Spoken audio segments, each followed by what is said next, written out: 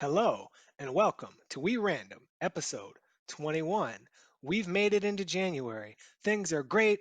Things are. Wait, what was that? There was something really big that went down in Washington, D.C. this week? Well, fuck. I guess we'll have to talk about that next. And just so all of you know, the views and opinions expressed in this podcast are those of the podcasters only. They do not necessarily represent or reflect the policy or position of their employers. Please listen to this podcast at your own discretion. Viewer viewer discretion should be advised because I think I'm going to say these motherfuckers a lot. We'll talk to you next. Almost Qualified Productions. We're 3 beers in. Time for you to catch up.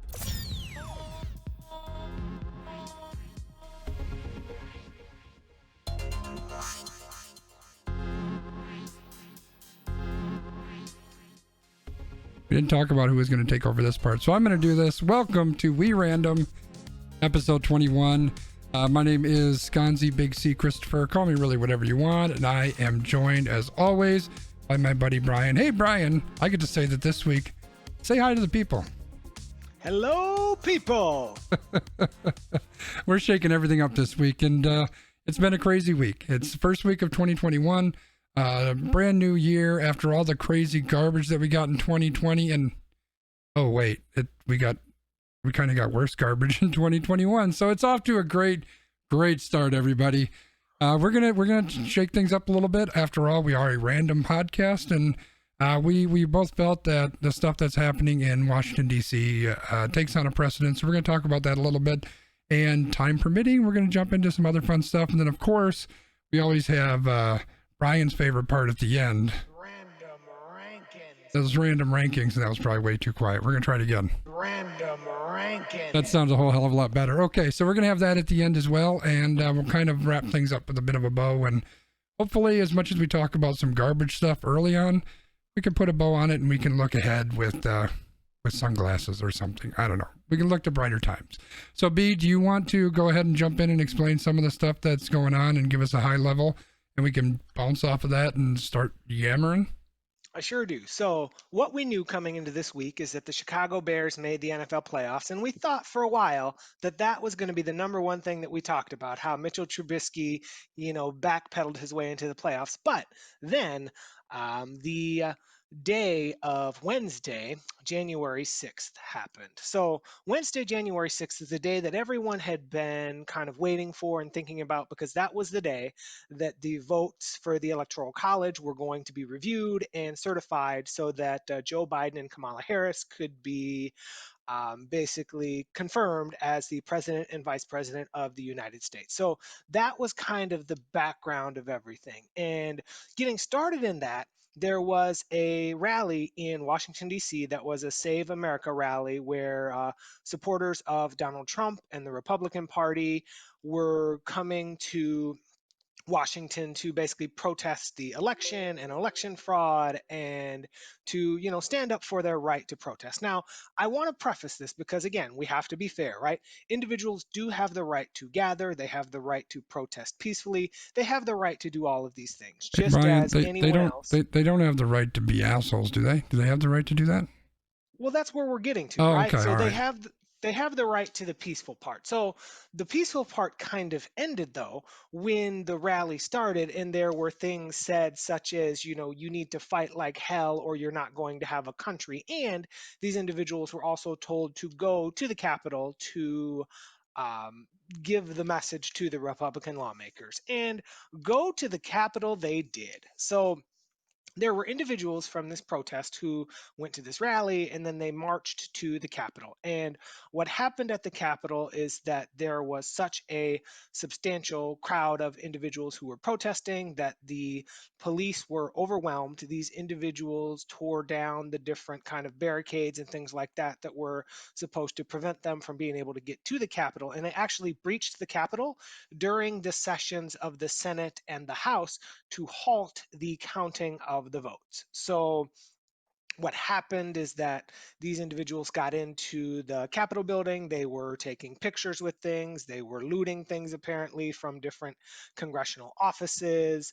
There was a woman who was shot by the police of the Capitol. There were officers who sustained injuries. There were also rioters who had medical emergencies. So this was a really big deal. And it kind of became a national story and an international story because this is something that hasn't happened in this country for decades, that someone who's not authorized to go into the Capitol was able to get into the Capitol. And there's a lot of things that we want to talk about. We want to talk about, how this happened and what that looks like.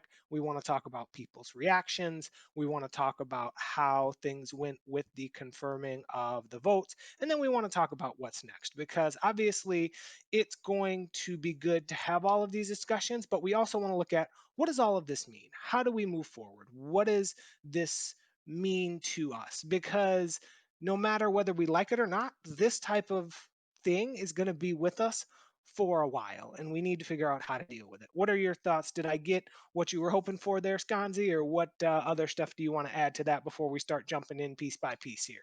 No, I think you covered it kind of, as a whole. There's so many things that go into this, right? There's so many different pieces. There's the whole mob and the insurrection, or whatever you want to call it, charging into the Capitol. I mean, there's that part of it. There's the actual Congress themselves and the way that they reacted, the way that they kind of led into this. There's Trump and all of his bullshit. There's all the people and the aftermath. There's people resigning. There's all sorts of things that are happening. So I think you did a good job of giving us kind of an overview of kind of what had happened, and I think we can dive into some of the specifics.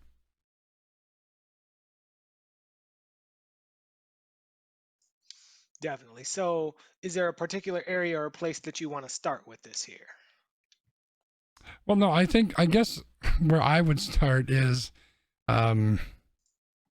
just the act itself, right? So if we kind of look at things leading up to this, and I'm not going to go all the way back to like 5 years ago when the jackass in office decided he was going to run for president, and all of this stuff kind of started. But I think you could definitely draw a line all the way through, and it's a line that's gone up as we've gotten closer to this moment in time. But I think if we go back even just a few weeks, the fact that Trump just keeps, let's just go a few months, right? Ever since the election, he's been hounding on this, and he's been building up this base of, let's be honest, fucking crazy ass right wingers and, fucking militia people. He's been building this up to this point, and then he just keeps pushing it and pushing it and pushing it. And you keep seeing all these little things that he drops, right? All these little tidbits that he's dropping to these people. What was that? Stand by and be ready, or whatever the hell that was. Just those little things that he just drops in there, right? And people kind of brush it off, or you look at that one individual thing and you go, oh, it's not that big of a deal, right? But this shit adds up, right? And it just keeps building these people up. For weeks now, these people have been talking about this openly and planning for it. Why the hell the Capitol Police weren't ready for it is mind-boggling. And the fact that this is one of the articles that we've got in there too, is 3 days before this whole thing happened, they were contacted, and I don't remember who it was, the FBI or feds or somebody contacted them and said, hey, do you want some help? They said, no, we got this. They didn't have it. They were super, super outnumbered. Not to mention the fact that you totally should have had the National Guard out there, right? This was a failure from step one. And then you got cops that are just letting people in, waving people in. I get it. I watched a video today, and I didn't realize this was the video of the woman getting shot, but like the leading up to it, there were 3 cops standing in front of the door. 3, count them, 1, 2, 3. And there had to have been, just in that little tiny hall, 20, 30, 40 people standing there. And there was one specific guy, and I hope to hell they find out who this fucking guy is, because I would like to meet him and punch him in his fucking stupid ass face. But he's standing right in front of the cop in the middle, and then on either side of the cop is windows in the door, because there's 2 doors that goes in. And he's just like right in the cop's face while his arm is off to the side, and he's punching this window. Like, as aggressive as you can possibly be without actually putting hands on this guy. The woman who ended up getting shot was right in the front, yelling and screaming right in people's faces. And there's, like I said, 20, 30, 40 people, and God knows how many hundreds behind them. What were these cops supposed to do? What were they supposed to do? I mean, we already know one cop got killed because he got beat the hell up, right? That's what would have happened. That's what could have happened to these people. And it was really telling because in the video, the one person who was shooting it was like, hey, we just want to get inside. We don't want to hurt you. You guys should leave. And they fucking left. And I don't know that I can blame them because they were seriously and completely outnumbered. They were not prepared for this. And I think there's a different angle at some of the cops that you see who are waving people in. Come on, let's go. Let's go. But the problem is they were just completely outnumbered. So I'm going to stop there and then I'll let you share where you're at on some of that. I mean, one of the biggest things that I am really challenged with this on is just looking at the whole comparison that people are making, right? And I think we want to save that for a further discussion. But one of the things that really strikes me about some of these things that have happened is if we've looked at how this has been handled. For months, we've been told, hey, you need to respect the police. You need to have law and order. You need to not do these things. Yet there are these graphic images of these people fighting police and punching them and pushing them and doing all of the things that for months individuals said, oh, well, you shouldn't be doing that, or that's, violent. But then what has also happened here is you have folks that are saying things like, why are you fighting back against me? I'm fighting for you, like to the police and then to reporters and things like that. There was someone, and I'm going to find this quote so that I can read it because this honestly says a lot about one individual character. But I think the hard part about that is that there's multiple people in this world who likely think this way. And I think that's the scariest part of all, is that if one person thinks this way and is willing to say the quiet part out loud, how many other people were there in this, protest and in this riot who were also thinking the exact same thing, right? Now I'm trying to look through my specific things. There we go. The quote is, "This is not America," a woman said, her voice shaking. "They're shooting at us. They're supposed to shoot Black Lives Matter, but they're shooting the patriots."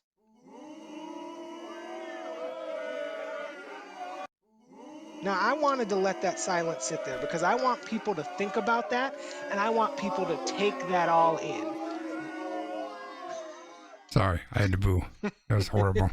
But this is the kind of stuff that doesn't necessarily make this a, oh, well, they were just this crosses that line, right? Like we talked about, people have their First Amendment rights, but to do these things that they did to the police, to do these things that they did to the Capitol, you are crossing that line from your right to going into a offensive state. And I think the hard part about this is for a while, Donald Trump was basically praising them. He's like, this, he literally put out a tweet that said, "This is what happens when you steal the election from us. Remember this day."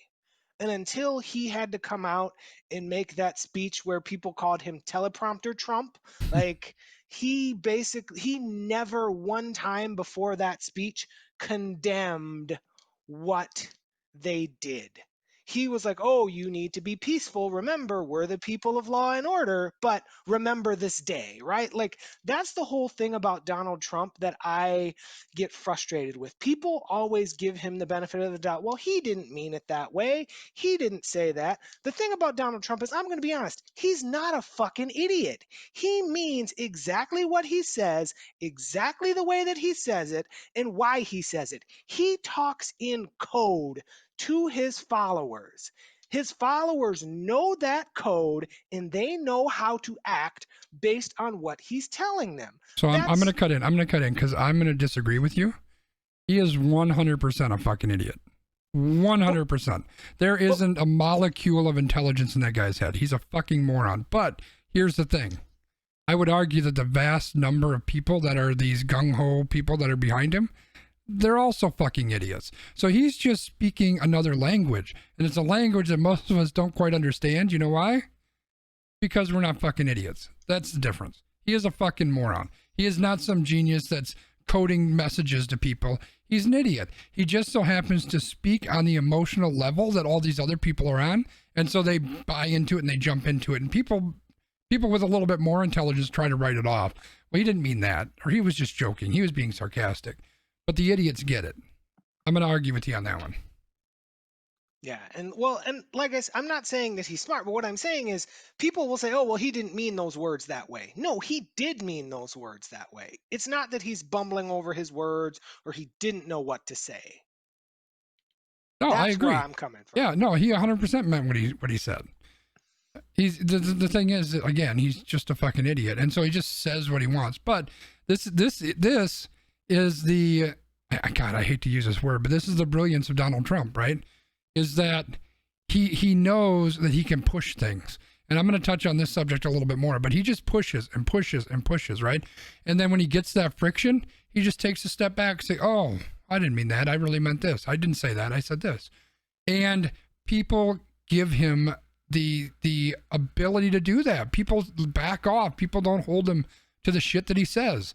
And so, like, if you've got a kid in your house, right, and the kid goes into the candy jar and grabs some M&Ms, and you say, "Whoa, kid, it's dinner time in 10 minutes. You can't have the M&Ms." And the kid puts them back and says, "Oh, I'm sorry. I didn't mean to do that." And then the next day, the kid does that again, and you don't yell at him again. Eventually, you got to understand this kid just keeps pressing things, right? I don't know if that came out quite as eloquently as I wanted it to, but the point is he just keeps doing it and doing it and doing it. And then when he gets called onto it, well, he backs up a little bit, but he still made it, 3/4 of the way where he wanted to go. He's still getting the message to these fucking idiot assholes who are out there following him, right? Because all he has to do is say, "You know what? Black people are horrible and I hate them." He didn't say that. Let's say he did, right? "I hate these people." Well, then someone's going to come up and say, "Oh my God, you can't say that. What's wrong with you?" And he's going to come back and say, "It was a joke. I didn't mean it that way," blah, blah, blah, whatever the case may be, right? But those idiot asshole racists that are on his side that are pumping it, they heard what he said. And it doesn't matter what he said afterwards. They're going to deny it. They're going to ignore it. They don't care what it is. But they heard that one thing, and that's what they wanted. And that's what he's so good at doing, is he feeds those nuggets, and these people buy this up. And even if he has to try to retract, even if they have to put out a press conference, even if he just gets his feet held to the fire for the little tiny bit that it happens, he's the president. He's not going to get, his legs cut out from underneath him. He's still got his message across. And that's the one thing that he continues to do. And I will add, and then I'll shut up again, that's what's going to make him so dangerous moving forward. And we'll get on that a little bit later too, because I got some feelings there.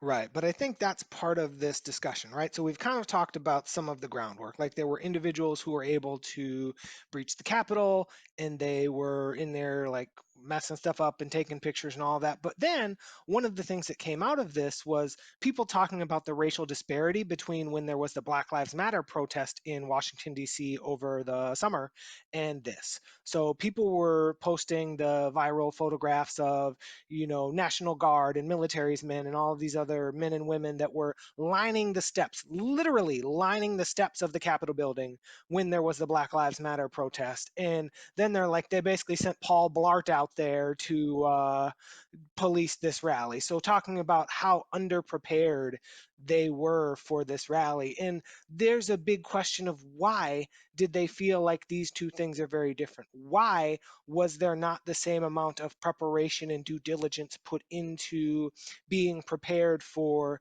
this versus being prepared for that? And there's a couple different things that I want to talk about.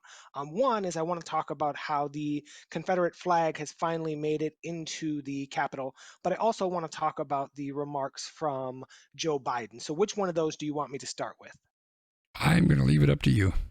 All right. So I think it makes sense to start with the Confederate flag because Joe Biden probably will allow us to transition into another topic and kind of get onto the spin of how can we move forward from this. But the Confederate flag finally made it into the Capitol, and there were pictures of individuals flying and holding and posing with the Confederate flag in the Capitol. Now, the thing about the Confederate flag is the Confederate flag represents lots of different things to lots of different people, right? flag, like some people look at the Confederate flag and they see pride. Other people look at the Confederate flag and they see racism. Now, one of the things that I talked to someone about and they told me is if you think about the Confederate flag in some people's eyes is very similar to the swastika. And some people are going to go back and say, oh, no, no, no, that's not a fair comparison. But if you think about how the individuals were treated by the Nazis, and you think about how slaves and other individuals were treated by slave owners and other folks in the Confederate States, how big of a jump is that really? Well, I think when you look, if you want to look at things statistically, right? They didn't kill millions and millions of slaves in the South. I don't think. So if you look at things in that way, I can see people saying, "Whoa, hold on," but it goes beyond that, right? A flag is more representative of an ideology, and the ideology is very, very similar, right? So the ideology over in Germany was more around the Aryan nation and only the whites are good, et cetera, et cetera. In the South, it's more black people just aren't, they're not real human beings. Sure, there's some difference there, but it's pretty much the same thing. You are saying that one race of individuals is better than another, and the other race isn't they're not human, they don't deserve to live, they don't deserve freedom, whatever the case may be. The ideology is incredibly similar.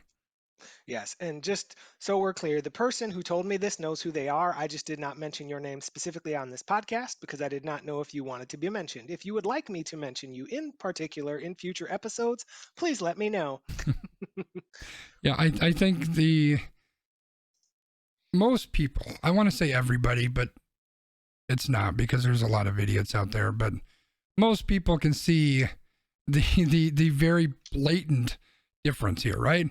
So a few months there were Black Lives Matter protests, very close to where they're at just the other day, right? And our jackass in chief decided he wanted a photo op in front of a church. So what did they do? They sent a bunch of fucking cops out with tear gas and batons. They're beating fucking people who were peacefully protesting, getting the shit beat out of them. And they were black. Keep that in mind. Whereas now we've got all these fucking old white fat people who are charging the Capitol, and nothing. That one person got shot. One person. Now I'm not saying that they should shoot people, right? Like the things need to be equal, but they don't need to be equal in the shoot everybody thing. And there's some people that I've seen on Twitter who are very, very open about the fact that, well, they should start shooting everybody. No, that's not the answer. I understand. As black people, they're upset and they're angry about the way that black people are being treated. I 100% get that, and I'm there with you. I am. But the answer isn't start shooting the white people too. The answer is stop fucking shooting people. That's the answer, right? But it's very, very clear that there's a difference. And multiple people have mentioned that. If they were black people on those steps, punching in windows, I'm sorry, but there would have been hundreds of dead people. Hundreds. So there is clearly and blatantly, like we already know there's a race issue in this country, but it's just, I almost want to say it's cherry on top, but there's going to be more of it. Let's just be honest. Right. And I think that this is a good transition to what President-elect Joe Biden said. He said, no one can tell me if it had been a Black Lives Matter protest, they wouldn't have been treated very differently to the mob of thugs who stormed the Capitol. And he added, it's totally unacceptable. Now, The thing about Biden is he ran on a platform of bringing people together and unity. And then people attacked him and said, well, what the fuck, man? Like, how is you saying that unity? But if we think about it, the number one thing that we have to be able to do to make any type of change is to acknowledge our strengths and to acknowledge our flaws, because we need to acknowledge both our strengths, our flaws, and our areas for improvement before we can do anything. So if no one said, hey, you treated this type of individual one way and you're treating this type of individual another way, if no one says anything about that, the same fucking shit happens. This really reminds me of the thing that happened in Kenosha, where there's the guy who killed two people with a machete, runs in the street, and he's trying to get the police to shoot him. The police don't shoot him. Jacob Blake maybe has a knife somewhere in a 50-yard vicinity and gets 5 in the back. Like, this is the kind of thing that we have to point out, because number one, yes, this may be an independent actor's decision. One individual might decide to discharge their gun and one individual might not. But when we're looking at simple statistics, right? If you see that this is happening more often than this other thing is happening, like, we're playing on a different ball field. And that's where I think Joe Biden's in the right to mention it, because if he doesn't mention it, we're going to go through the same stuff. And either way, people are going to be mad. If he doesn't mention it, then individuals who have faced this disparity are going to feel frustrated that their struggle is not acknowledged. But by mentioning it, people are feeling challenged because they're like, oh, well, what do you mean? Like, but we have to talk about these things to make any real substantial change. That's where I'm coming from. What are your thoughts, Christopher? Yeah, and I think part of it too, and this is something that I will admit I struggle with mightily. But we know that in order to really push through change, people have to understand that change is needed, right? And there is a whole swath of people in this country who don't believe there's anything wrong with the way black people are being treated. In fact, some of them probably want them treated worse. So that's what I think this kind of goes towards is, let's just explain things are different. Like, for 4 years, as we've gone through this huge Black Lives Matter issue, Trump never said a goddamn thing. In fact, he said things on the opposite side, right? There are good people. Fuck you. He never said anything. So now we've got our president, fuck the to be or whatever that official term is, in waiting or whatever, standing up and saying people are being treated differently and this is not okay. Period. End of statement. Now, this is where my struggle part comes. How many of those assholes who are charging into the Capitol, who probably hate black people, let's be honest, and I know I'm making assumptions, but I'm probably not completely wrong. How many of them do you think that is going to change their mind? I mean, first of all, they're loyal to their Fuhrer, so they're not going to listen to what Joe Biden has to say anyway. But on top of that, is this going to change their mind? Like, maybe one, maybe two, maybe? I don't know, probably not. But the point is, and again, this is my struggle, you still have to try. You still have to push to try to get that acknowledgement and get that education across, get the information across as best you can. And I think that's what he's trying to do. Like I said, I think a lot of the people who are fighting against this, a lot of the people who don't see this as a problem, you're probably never going to change their mind, but you're definitely not going to if you don't try. And that's what I think this was. It's kind of, let's acknowledge it. This is not right. Now let's go ahead and try to fix it. And hopefully we're going to try to fix it. Right. And I think this kind of goes into this next segment. And this is where I'm going to drop my first "these motherfuckers" of the night. But so what happened after the Capitol finally was cleared? And again, these individuals were allowed to go home. They were not arrested at that point. They were not shot. They were not killed. They were allowed to go home.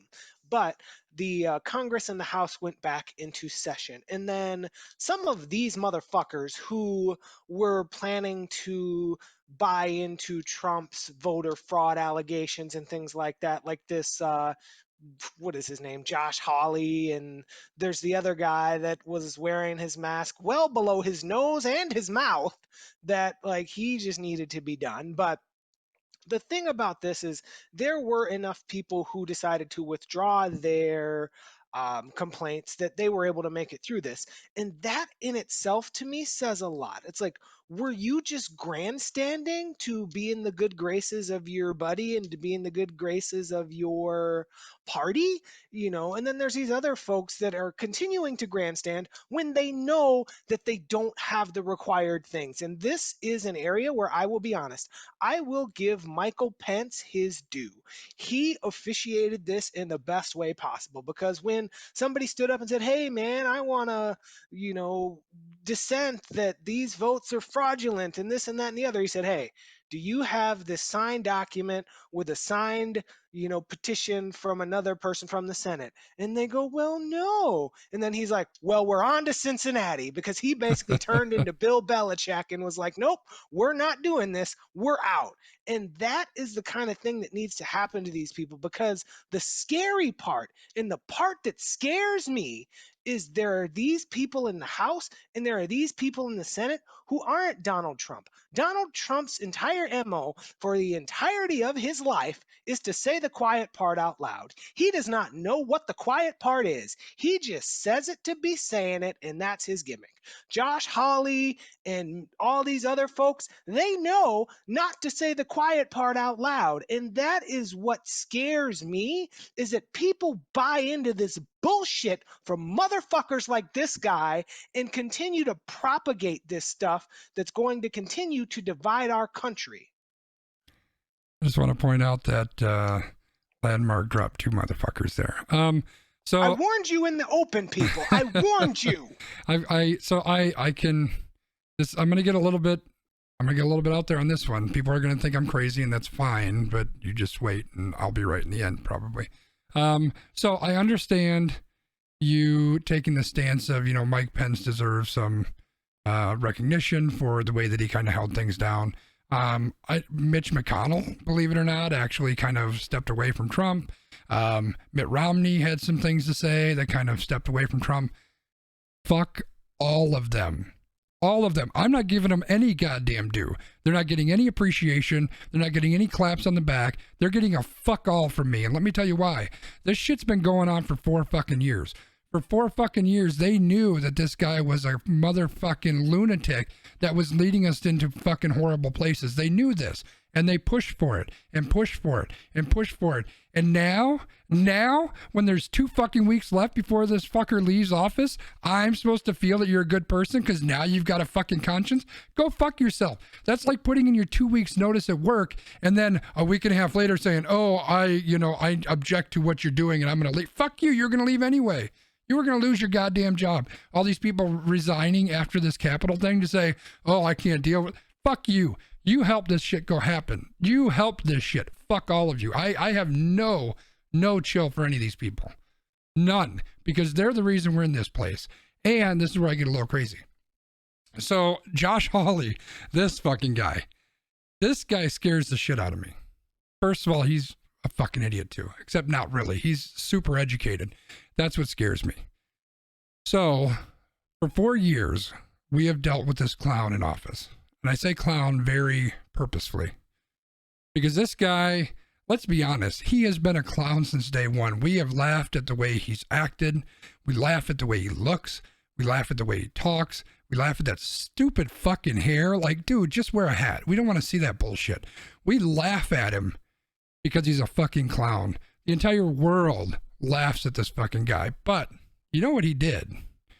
Is he really pushed the boundaries of what's okay, what's acceptable, what people can get away with.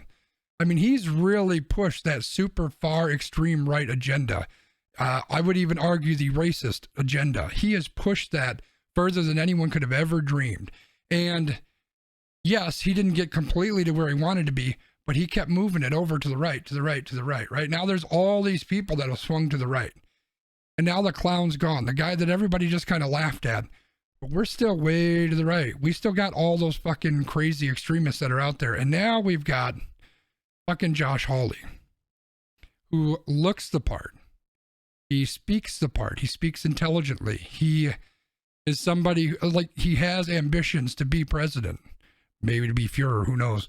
He's got these ambitions, and he is somebody that could step up into that role, and he's not going to be ridiculed. He's going to be taken much more seriously than when Donald Trump was ever taken. That's the guy that scares the shit out of me. And I know that it's crazy to think, you know, we had an attempted coup. I don't think anybody could argue that. We haven't mentioned that word once, but this was absolutely an attempted coup. And now we got this motherfucker who's going to step in and is much scarier than Trump as far as I'm concerned. And on top of that, I was going to save this craziness for later, but Donald Trump's going to be worse. He's going to be much more dangerous out of office than he was in office. And here's why I say that. Everyone knows there's this underground right-wing extremist parlor app, right? Where a lot of this shit that happened this week was planned. Nobody's going to monitor him there. Nobody's going to be watching him constantly. Not the way that they do right now, right? This shit could very well just be beginning. And I know that I sound like some kind of, you know, left-wing nut conspiracy theorist, but we've already got people in this country who felt ballsy enough to break into our fucking nation's capital when our entire Congress was there. Our entire Congress was there and they felt compelled and ballsy enough to break into that building. Now, you're going to tell me they don't feel like they could do that again? They're already talking about it. They're already talking about the inauguration. Like, they are ready. They're talking about like bringing all the militias that they can to the inauguration. You know, like there's so that we are so close to this turning into some. And I know people say, well, that can't happen. Well, that can't happen. Well, people would have said the same thing about Hitler back in the 40s or 30s, whenever it was, right? But that shit did happen. We are so close to that happening. And now we've got Trump, who's kind of their de facto leader. Like he's their official leader right now. And he's going to be stepping into more of the shadows. We got this guy like Josh Hawley, who is pushing the same agenda. He's like neck and neck, like elbow to elbow with Trump. He's still going to be in power to some degree. He's getting a lot of push behind him. This is scary, scary shit. And that's even besides the fact that we still have all these Republicans in office, and a lot of them, not all of them for sure, are pushing that same kind of bullshit. Like they've been doing this for years. So I will gladly take the conspiracy theorist nut job title. People, this is fucking scary. This is really scary. This shit could pop off at any moment. So, but I mean, it's not though, because if you look again in Donald Trump's last tweet before Twitter fired him into the sun, he said, "Our journey is just beginning."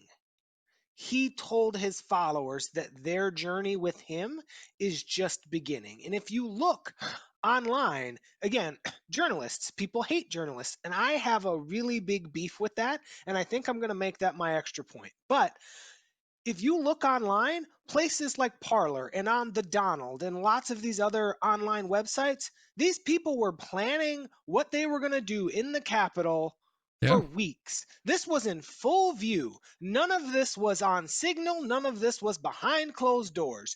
You could go Google thedonald.com and go on that message board and see exactly what these people wanted to do. And nobody thought any iota to try to look at it, to stop it, to prepare for it. And that's the thing about Donald Trump, is that the scary part is that he now, even though he's leaving office, he can mentor somebody like this Josh Hawley guy.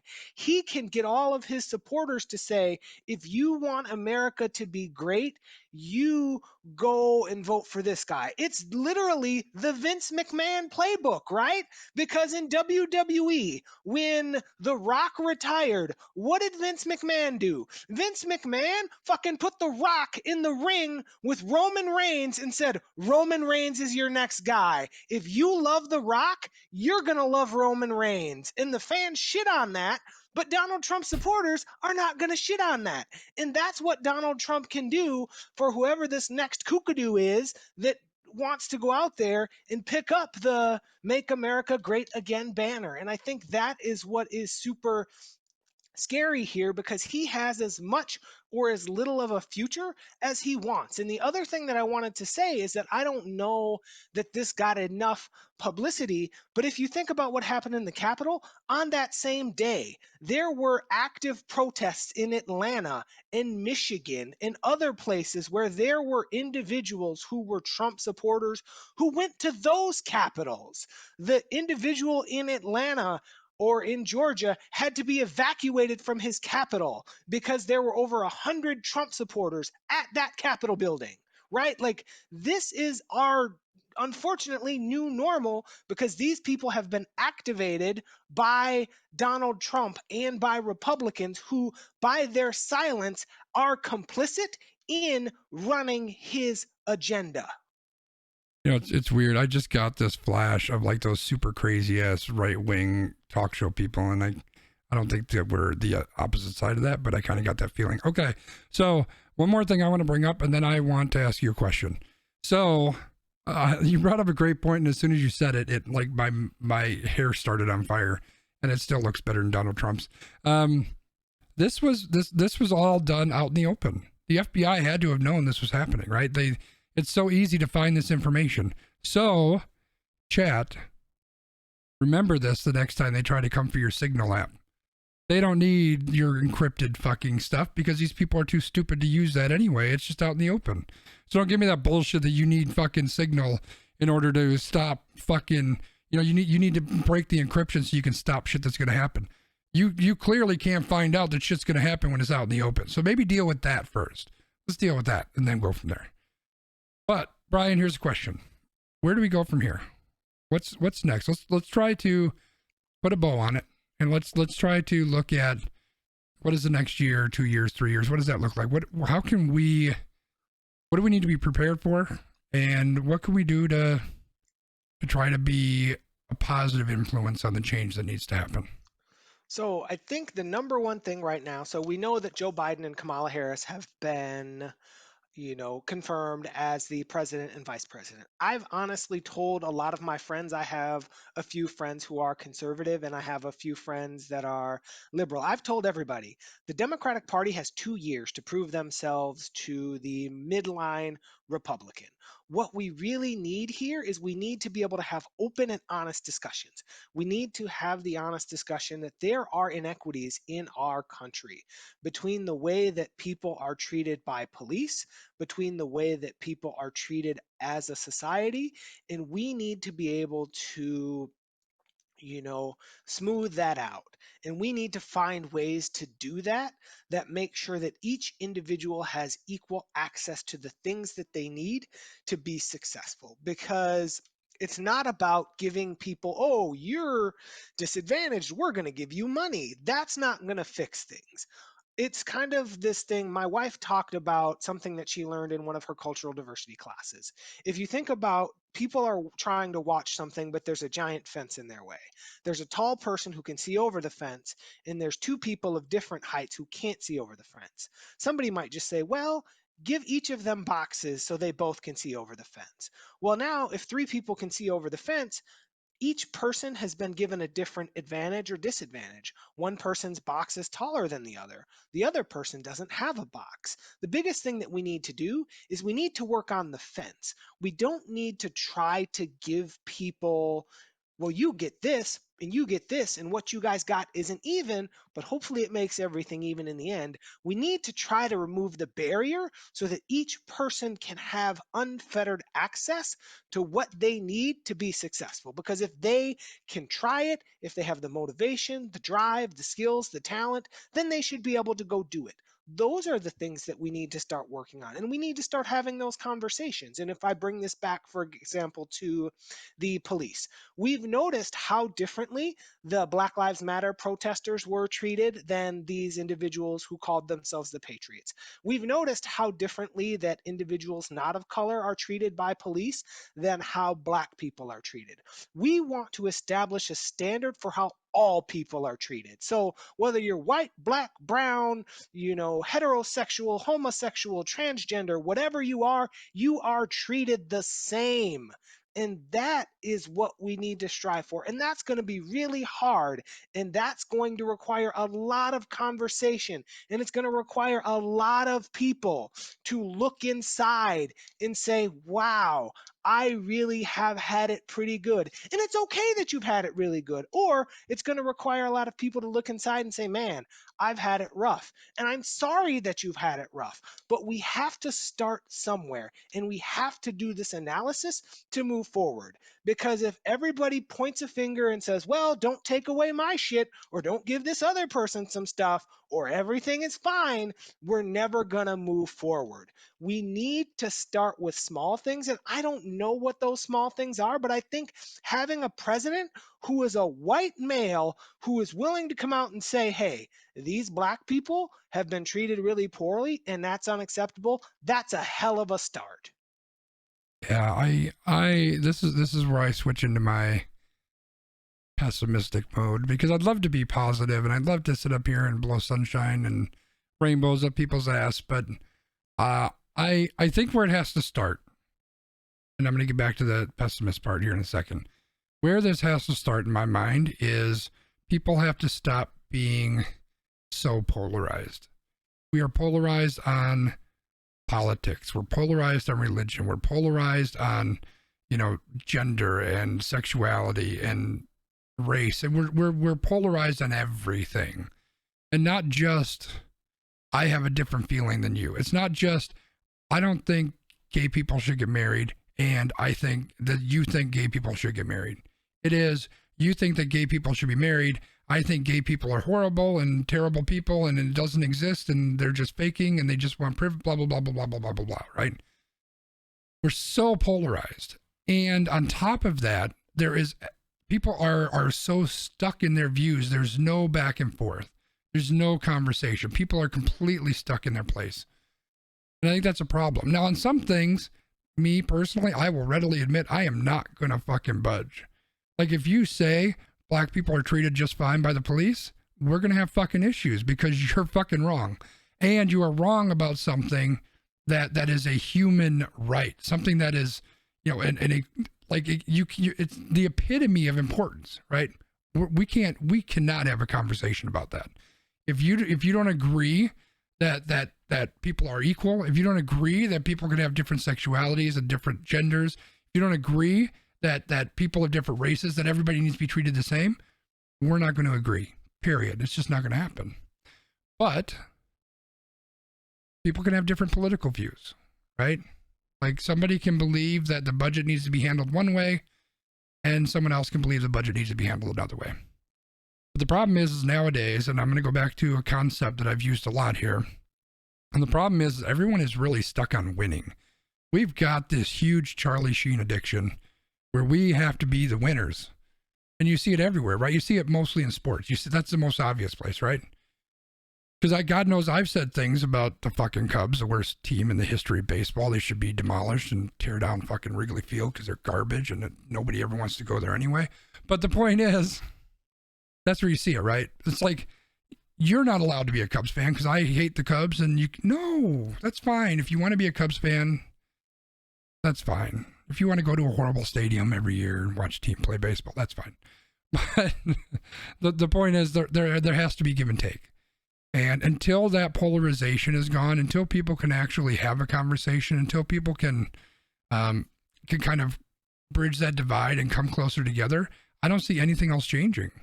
Because people are just so riveted into their position, and we're so separated. I don't see anything changing until that changes. And now the pessimism part, I don't think that's ever going to change. I don't see how we can pull that back.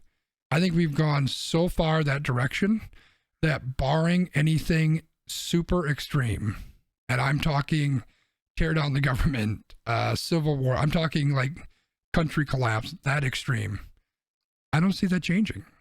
I just don't. And I think that people live in their echo chamber online and in their friend groups. I think they don't listen to anybody. I think they're just so stuck on being right that I don't know that we ever get across that. I don't think we can fix that. So I would love to say that we can.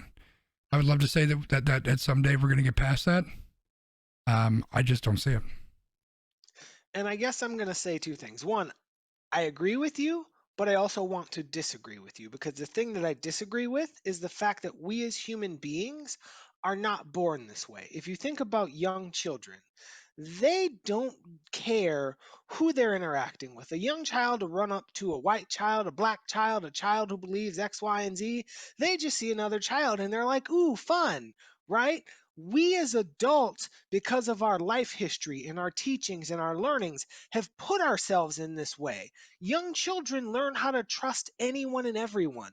We as adults are cynical. We as adults are pessimistic. We as adults are stuck in our own echo chambers. But what it's going to take is people to trust. What it's going to take is people to take a leap of faith and to try to make olive branches. And I'm hopeful that's what the Democratic Party does. Because I will tell you, if the Democratic Party comes out and goes, you know what, all of you Republicans, fuck you. We're going to do all of this stuff that you didn't want. In 4 years, we're going to be back in the same place. But if the Democratic Party comes out and says, look, we're going to have to do a lot of hard work, and we need to work together, and we need your input, and you might not get everything you want.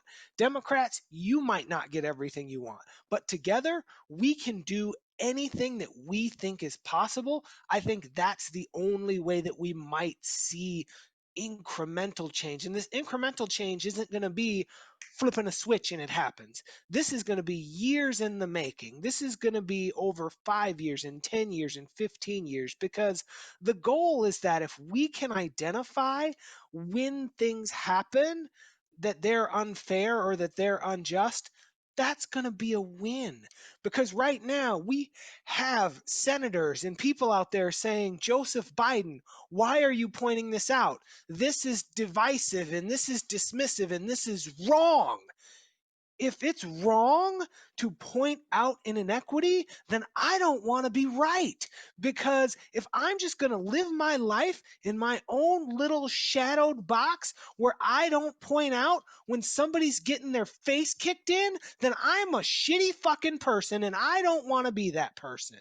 And I hope that through these times, we have more people who are willing to stand up for what is right, because it's always better to stand up for what is right than to stand up for being right. I think it's a great point, and I love your passion. And the chat room is very, very happy with what you're saying. So now let me tear it all down and wrap up this segment because we're running long. I'm going to use your words. You said children will learn to trust, right? Who do children learn from? I'd love to say they learn from their teachers and they learn from, their president and they learn from their friends. No, they learn from their parents. They learn from that immediate group. So a lot of these jackasses that are storming the Capitol, these jackasses that are protesting against Black Lives Matter protests, those fucking assholes who went to this Capitol and erected a motherfucking noose, what are they going to teach their kids? Are they going to teach their kids equality? Are they going to teach their kids that it's okay to have an open mind and to talk with people? Are they going to teach their kids that black people are okay? Because I'll bet you they're not. They're going to teach their kids the same fucking racist bullshit that they live on. The same bullshit that they're standing up for. The same bullshit that they were chanting when they were at the fucking Capitol. That's what they're going to teach their kids. Now, sure, maybe in 50 or 100 or 200 years, we can chip away at that. Maybe there's that one kid who has that very invigorating teacher in 3rd grade who tells them the story of, Martin Luther King Jr. And that kid says, wow, this is an inspirational person. I believe in this. And I know that, my friend who's a black boy, he's a great kid. You know what? I think my parents are wrong. Maybe there's one of those. Maybe there's two. But it's going to take a very, very long time for us to attempt to work through that. And can we survive that? I mean, for Christ's sake, it took 4 years for people to be upset and angry to storming the goddamn United States Capitol building. 4 years. 4 years. So I love what you're saying, B, and I'm 100% there. I want there to be a rainbow at the end of the road. I want to be able to see things, in the sunshine. I want to be happy, and I want to say, you know what, love can conquer all. There's a lot of fucking hate out there, and it's just going to keep perpetuating itself. And so as much as I'd love to be the optimistic person here, I don't see it. And I don't know that we're going to survive to see it. I hope I'm wrong. But I want to put a bow on it. I'm going to give myself the last word. We're already at pushing an hour. Before we jump into the random rankings, B, is there anything you want to throw your challenge flag, and have a quick conversation about? Or do we just want to jump straight in? I would say all of this stuff on the wheel is stuff that we can move to episode 22. So make sure you tune in next week. All right. Well, is it time then? Oh, it's time. Random rankings. All right. Well, there we go. I'll let you introduce this, and then we'll see what we got. Well, now that we have talked so much about things going on in Washington, D.C., we're going to talk about more that's going on in Washington, D.C. So the NFL playoffs are here. Yay, football. Sconzi and I will give our fearless predictions for who the 2021 Lombardi Trophy winner will be. And neither of us will answer COVID-19. I mean, that hopefully not, right? I mean, the Cleveland Browns might have something to say about that. We'll see what happens. So what we're going to do is we're going to make these picks today. This is Friday. So for those of you who listen to the podcast, you get this on Sunday. So you already know that Mitch Trubisky has thrown a game-losing interception. But for those of you who are on our stream, we're going to make these picks and we're going to track through the Super Bowl who had the better prognostications. And it probably won't be me, but we're still going to do our best. That's right. We will start with the AFC wild card, and then we'll move to the NFC wild card, and we'll just kind of keep bouncing from there. So this one doesn't require a wheel. It doesn't require stating who goes first, but I have a question for you, Christopher. What do you got? We have the Buffalo Bills versus the Indianapolis Colts. That is Josh Allen versus P. River, Phillip Rivers. Who you got in that game?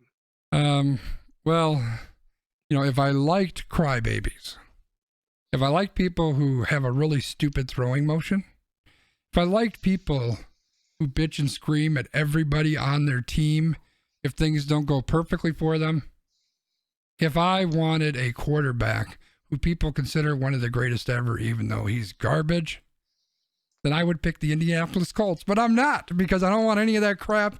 Now I'm all about good old Josh Allen and those Buffalo Bills. All right. Well, I'm with you. I picked the Buffalo Bills in that game, so we got a clean sweep for We Random. We both think the Bills are going to win. So we are on to not Cincinnati, but we're on to Cleveland. The number 3 ranked Pittsburgh Steelers face the number 6 Cleveland Browns. Who do you have in this matchup, Christopher? I'm typing. Which one are we looking at? We're looking at Pittsburgh and Cleveland? Pittsburgh and Cleveland. I really want to go with Cleveland. I really do. Just because Cleveland is kind of one of those, I kind of have one or two teams that I kind of root for a little bit ish. I would never say I'm a fan of multiple teams. I think that's stupid. But there's kind of those perpetual loser teams that I kind of have an eye for. Buffalo Bills have been one, and the Cleveland Browns have been one. I really want to choose Cleveland because of that. I kind of like Baker a little bit, even though he kind of sucks. And I really don't like Pittsburgh, although I really like Mike Tomlin. But in the end, as much as I want to root for that running game in Cleveland, I just think Pittsburgh's going to take this. Yeah, so the biggest thing with this game is that the Cleveland Browns have really been hit hard with COVID-19. They practiced for the first time today because their facility was closed down because their head coach, Kevin Stefanski, tested for COVID, and there were several other players who tested positive for COVID or were close contacts. So they are going to be without several players due to COVID. But you know what? I am taking the Browns because the thing about the Steelers is the Steelers are toast. Like the Steelers were running out of gas the last couple weeks of the season. Now, again, Big Ben might end up being playoff Big Ben and doing what he does. But I think I'm going to take Cleveland because it would just be a good story. And plus, I wouldn't really be sad seeing Pittsburgh lose. Like, I love Mike Tomlin. Mike Tomlin is just like a take no crap kind of coach, and I like that. But I'm going to pick the Browns here. Well, it's also kind of one of those things where Pittsburgh is like always around. It's just kind of nice to root against them, let's be honest. All right, so why don't you go first with the next one? What is it, Tennessee, Baltimore? Yep, the next one is Tennessee, Baltimore. So we have the Yeti, Derrick Henry, versus Lamar Jackson and the Baltimore Ravens. So the Tennessee Titans are going to be at home as the number 4 seed. Baltimore is number 5. They're going to be going on the road. I have to go with Baltimore here because they've got Lamar, they've got J.K. Dobbins. We just have to hope that Lamar doesn't stop at Taco Bell before the game because I don't know that he has time for a 2-quarter number 2 like he did in that Monday night game. So he needs to stay away. He needs to not run for the border. He needs to not have any topper sticks, and he needs to stay on the field because that Titans defense has been shredded all year, and I think that he can do it. The thing about Baltimore, too, is their offense has been really hot over the last 4 to 5 weeks. They have a very small pie in terms of their passing offense, but they've been very efficient in their passing offense. Yeah, I'm surprised that neither of us are going with Tennessee. I think Tennessee is I don't know. Tennessee is a pretty decent team, but yeah, I just think I think Lamar is rolling right now. Like he's just got it going. I don't see Tennessee stopping him and the team. Yeah, Tennessee is good. Like Tennessee has a very defined plan. Like they're going to pound you, and then Ryan Tannehill is just going to kind of game manage and hopefully keep things moving. Yeah, Wiggum says he's going Tennessee. Well, good luck with that, Wiggum. All right, Wiggum. So now we are moving to the fan favorite NFC Wildcard Megalodon Weekend. So I'm going to skip this one because I want to talk about this one last. So we'll start with the Washington football team and Alex Smith, leg still intact, against the Tampa Bay Buccaneers. What do you got on that one, Christopher? You know, I'm so happy for Alex Smith because, dude, that injury was so horrific. I mean, they at one point, they talked about how he might not be able to walk again or all that garbage. Like, it was a bad injury. So I love the fact that not only is he walking, he's playing, which is amazing. That said, I just don't see them beating Tampa Bay. I would love to see it. I would love to see Washington with their 3.5 wins or whatever they had this year, knock off, overrated Tom Brady and the Buccaneers, but it's just not going to happen. Yeah, I agree with you. If the Washington football team wasn't as injured as they are, I would definitely want to take them in this game. I mean, Alex Smith definitely isn't 100%. They've been talking about maybe he's going to split time with Taylor Heinicke, and I'm like, oh, God, Taylor Heinicke. Not that he can be any worse than Nate Sudfeld, who my wife nicknamed Sandbag because he's as effective as one singular sandbag in a hurricane, and that's how they ended up being in the playoffs in the first place. But I think Tampa takes this one. I'd love to see Washington get the upset. The thing about Washington is their defense is fantastic. Chase Young is amazing. Dude, he is so good. I would sell off any of my body parts for him to go to the Packers. Any of them. What about your beard? I would ask about your beard, but your beard's just coming back in, so I feel like dude, I would get rid of the beard for Chase Young, man. I would get rid of anything. The guy's so good. He is. And I really would like them to win, but I don't think it's going to happen. I mean, they would really need a game script where their defense keeps them in it, and then they have Antonio Gibson, or Smooches as we call him, J.D. McKissick, having a big game, but I think Tampa takes this one. Yeah, So I hope we're both wrong. Yeah, so I do too. So now we're going to move on to another favorite of yours, the Seattle Seahawks versus the Los Angeles Rams. What do you got on this one? Seattle, hands down. Yeah, why is that? Because the Rams suck. I mean, they're just not that good. Seattle's a better team. They haven't been playing great of late, but Russell Wilson in the playoffs and the Rams not playing great, that's easy for me. Yeah, like I really, really want to pick against Seattle because I think they're a fraud. I think they're a paper champion, but I can't pick John Wolford or, Jared Goff with a broken thumb. Again, the Rams are kind of in that same position that that we're finding ourselves in with Washington, right? Like the Rams don't have Goff. They don't have Darrell Henderson. Cam Akers is out there hobbling around on a high ankle sprain. Like they're basically really hurt. But again, they're also very much like Washington. Like they have a very good defense. So I would not be surprised if Seattle loses, but I took chalk here and I also took Seattle. So Wiggum, not only did he go with Tennessee, which was not a good pick, he went with Washington, which is a worse pick. And now he's going with the Rams. Like, Wiggum, I didn't think you drank that much, but apparently you did. So, I'm glad you're enjoying your Friday night. I mean, we got to do something during quarantine. He's That's finally true. found some sours that he likes. There you go. All right, what's the last NFC game here, Brian? Is there a children's hospital or something in here? We get to everyone's favorite. So there is the Taysom Hills, the New Orleans Saints, and they are facing everyone's favorite Mitchell Sad Trombonsky and the Chicago Bears. What do you got going on here?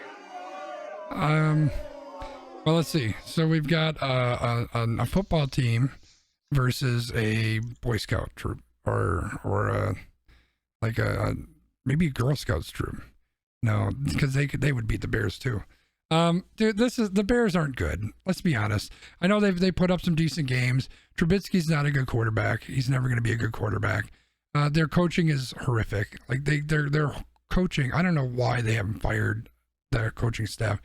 There's no way they beat the Saints. Like I would be beyond shocked if they beat the Saints. It's just not going to happen. Now, keep in mind that in the regular season, the Bears took the Saints to overtime and only lost by a field goal. So the Saints really did almost mess around and lose that game. And I believe that that game was one of the games that was started by our good old friend Nicholas Foles, who I would really kind of laugh if Mitch Trubisky gets benched mid-game for Nick Foles, because they're like, hey, Nick Foles plays well during the playoffs. Right. You got to do what you can do. I got to take the Saints here. Whether Alvin Kamara gets to come back from COVID, or it's Latavius Murray or Taysom Hill, or David Montgomery, Ty Montgomery, any Montgomery that you want to name, Montgomery Gentry, it's going to be the Saints. Yeah, I agree. Sorry, Bears fans. Thanks for watching, but sorry.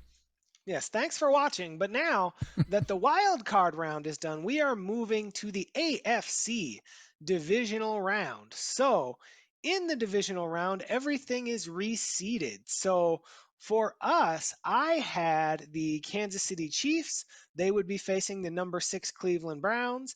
And then the Buffalo Bills will be facing the number 5 Baltimore Ravens. Sconzi, what do you have over here? Well, I've got the Chiefs facing the Baltimore Ravens, and I've got Buffalo facing Pittsburgh. All right. So since we have different matchups, go ahead and tell the people what you think about your matchups here. All right. Well, the first one I've got is, where's my list? Kansas City and Baltimore. You know what? This one I thought a lot about. I really did. And mainly because I almost want to change my answer here. The Chiefs have not looked great of late. And to be fair, they finished 15-1. They wrapped up home field like a week or two early. So, yeah, but even when they were playing for stuff, they just didn't look great. So, there's a part of me that thinks Baltimore very, very well would win this game. But I chose Kansas City. I'll probably live to regret that. But so it's Kansas City over Baltimore. And then in the other game, I got Buffalo and Pittsburgh. I think we both kind of talked about Pittsburgh. They're not the Pittsburgh of old. Roethlisberger is old. I don't know that they're really that explosive offensively. And I'm sorry, but Buffalo has just looked insane. So I'm going with the Bills to head to the AFC Championship game. I actually like that pick, but looking at my matchups now, I've got the Kansas City Chiefs versus the Cleveland Browns. I think that's where the Browns' miracle run ends. I think they run into Patrick Mahomes, and they can't run their way out of this one. As much as they want to pound the ball with Nick Chubb and Kareem Hunt in a revenge game, the Kansas City Chiefs just take them out. And then we've got the Bills and the Baltimore Ravens. I actually picked the upset here. I picked Baltimore over Buffalo. I think that there's just an experience piece here where the Ravens defense can throw some things at Josh Allen that he hasn't seen before. Josh Allen is actually probably one of the top stories of the 2020 NFL season, considering that coming into this season, people really were like, I don't know, like maybe he's going to flame out, and he has been amazing. So yeah, for sure. I think maybe this is one of the games where, kind of like Mahomes had to do in his first or second year as a starter, like he took the loss and he had to come back from it. I think this is going to be that loss for Allen, and then he comes back really strong next year. Okay. So now we go to the NFC Divisional. So since I let you start the AFC, I'll start the NFC. We've got the number 2 New Orleans Saints versus the Seattle Seahawks. And I think that even though this would be a rematch of the Beastquake game where Marshawn Lynch ran for that really long run, Marshawn Lynch isn't walking through that door. And I think the Seahawks go down to the New Orleans Saints, and Drew Brees continues that miracle run, considering that he still has 42 broken ribs, but he makes it to the NFC Championship game. And then we have our Green Bay Packers versus the Tampa Bay Buccaneers. Now, this game, honestly, of all the teams that the Packers could play, scares me the most, because what I saw out of the Packers when they played their last game was their new left tackle being walked backwards into Aaron Rodgers 80% of the time. But what happened was they schemed for that. They did a lot of the short passes. They were really trying to do well. So I'm hopeful that this bye week they can continue to come up with schemes, because when they played Tampa the first time, they turned the ball over, they got behind, and it didn't work well. But you know ugly. what? I'm taking the Packers, because Tom Brady, he's going to have to take that knee, and he's not going to like it because he is in the Cheeto Academy. So he's going to take it, and the Packers are going to move on. I like it. I hope that happens. What do you got for the NFC? So in the NFC, I have got Green Bay and Tampa Bay and New Orleans and Seattle. Is that right? Yeah, okay. Do we have the same thing in the NFC? We did. I think we do. Well, I'm gonna make it easy, and I'm gonna say I'm doing the same thing you're doing. New Orleans is gonna beat Seattle. Green Bay is gonna beat Tampa Bay. Although, let's be honest, they probably won't because our defense is trash. But that's what I'm going with. That's what I'm gonna do. All right. So then you have your AFC Championship matchup, which is the Kansas City Chiefs versus the Buffalo Bills. Tell us about that one. Yeah, so again, I'm going to kind of reiterate what I've said along the way. We've got the Kansas City Chiefs, who were the top seed, obviously last year's champion, not playing great. And then we got the upstart Buffalo Bills with young Josh Allen at quarterback playing phenomenally. So I'm taking Buffalo in the upset. I like it. Now, I have kind of what you might consider as not a chalk matchup, because you got the Kansas City Chiefs against the Baltimore Ravens. I believe this happened last year, and the Kansas City Chiefs moved on, and I think that's going to happen again. I think Patrick Mahomes makes it to his second Super Bowl in a row. So that's what I've got for that one. And then for the NFC Championship, we've got the Green Bay Packers versus the New Orleans Saints. Earlier this year, the Packers beat the Saints, and I think they do it again.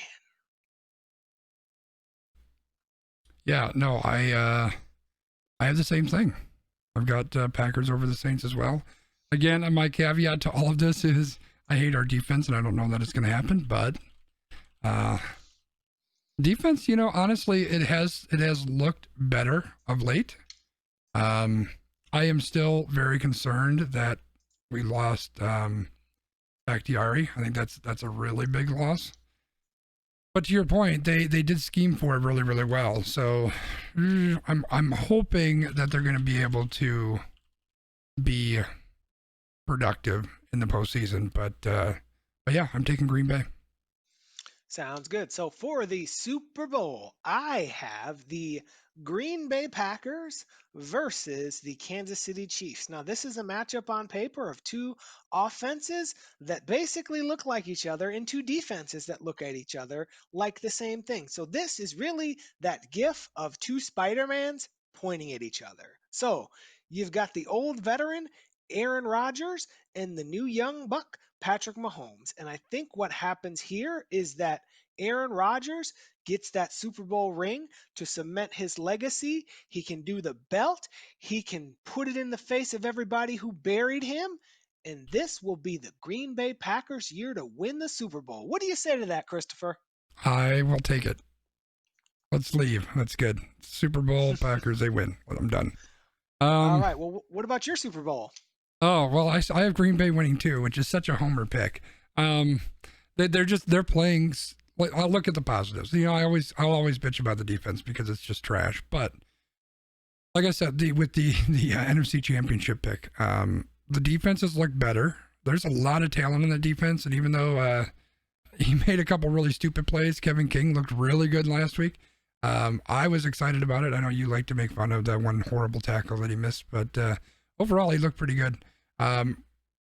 Just the defense as a whole, they seem to be playing better almost in spite of the scheme.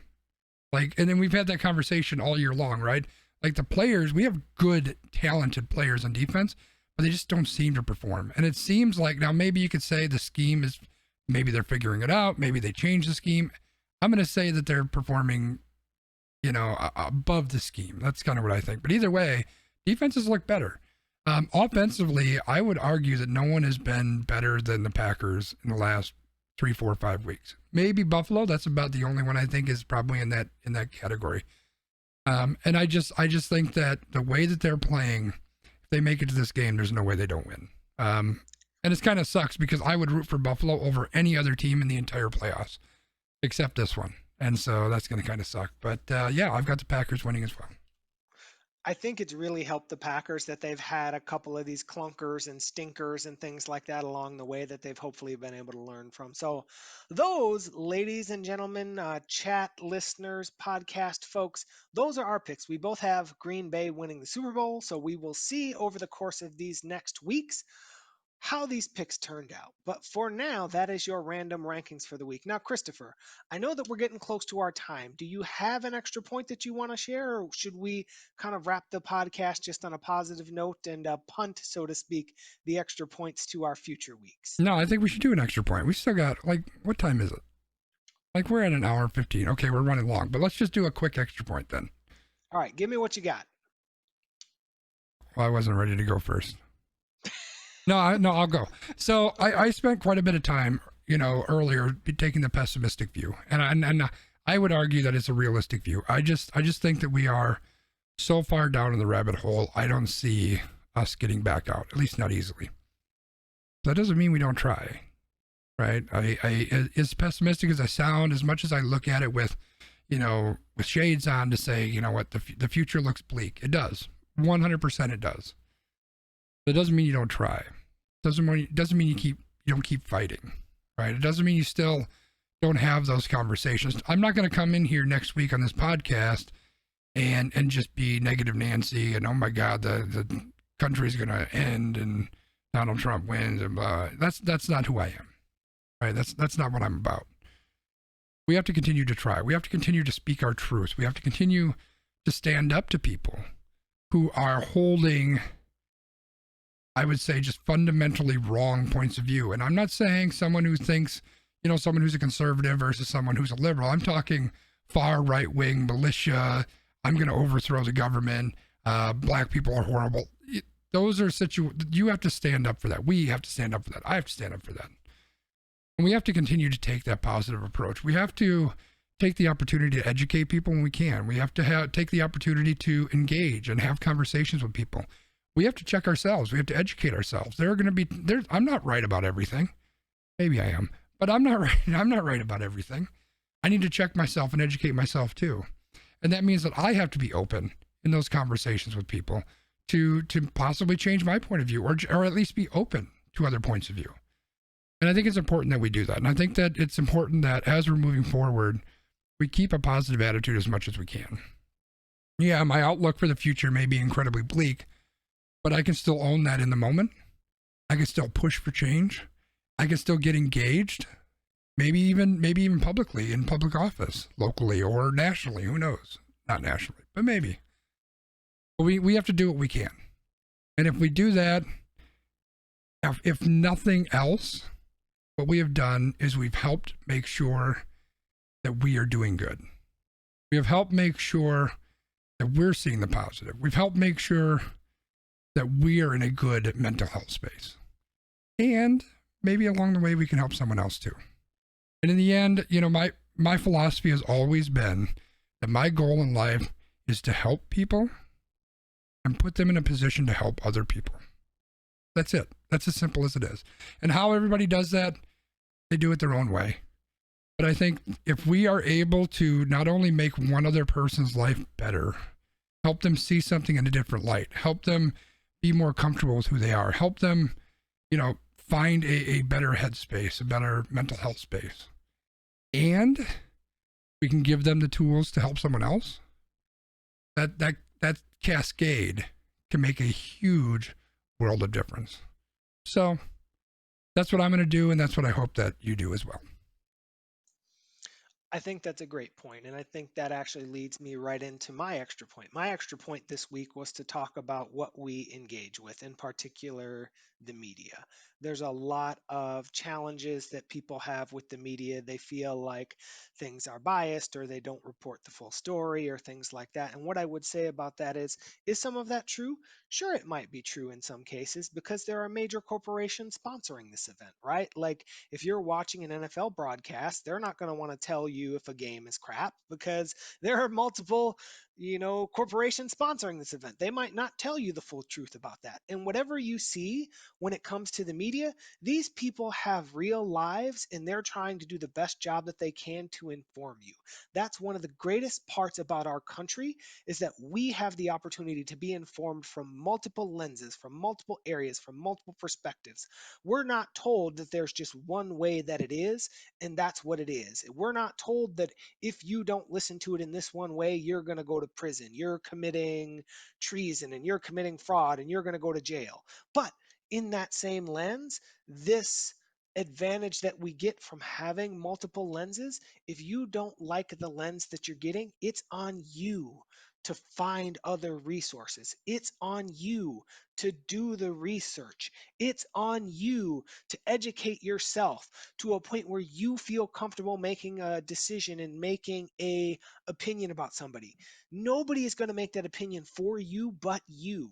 It sickens me to see people out here destroying cameras and harassing press and harassing media members and saying you're the enemy of the people.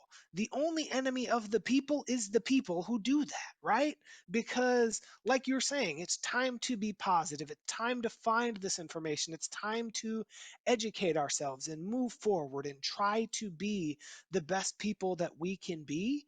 And that starts by trying to be as well rounded and as well educated as we can be. And sometimes that's hard because, like we talked about earlier, you might have to challenge yourself and say, oh man, something that my mom, my dad, my cousin, my grandma, my aunt told me about this, that's wrong. And this person is someone that I loved and I trusted. But that's the only way that we can become the best version of ourselves is to challenge ourselves every single day. And sometimes in that challenge, we're validated. And sometimes in that challenge, we are not validated and we have to adapt. But adaptation is the best way to move because there's an old quote that I use. It's called adapt or perish. Because if you're not adapting, you're dying. So every day, take it upon yourself to find the things, to do the things, to be the thing, to be the person that you want to be. Well said. Well said. Well, thank you everybody for hanging out. I appreciate it. I know Brian appreciates it. I know this was an episode that was really full of a bunch of politics and all that type of stuff, which all of us I'm guessing have heard and listened to and dealt with over the week, and hopefully this doesn't take you back to a negative space. I know that it's very easy for that to happen. Brian and I are both very, very much mental health advocates, so we don't want that to happen. But we also, we have a very, very, very, very small platform here, and I think it's important that we share our voices and our opinions and hopefully help to make a little bit of a change in the world. So thank you for being here. Brian, do you want to talk about our socials real quick before we wrap it up? Yep. For sure. So if you want to find us in the future, you can find us in lots of places. For example, Twitter. You can find me at LandmarkMKE.